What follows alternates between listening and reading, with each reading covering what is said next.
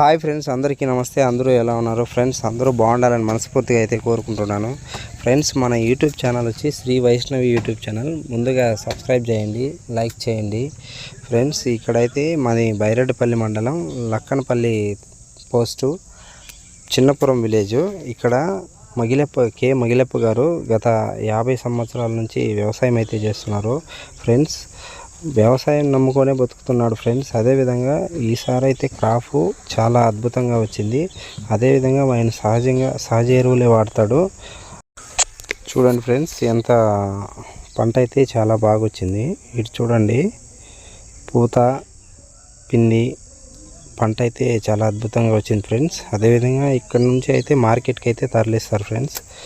ఇక్కడ నుండి ఒక 20 కిలోమీటర్స్ పలంనేరు మార్కెట్కి అయితే ఈ కూరగాయలను అయితే తరలిస్తారు.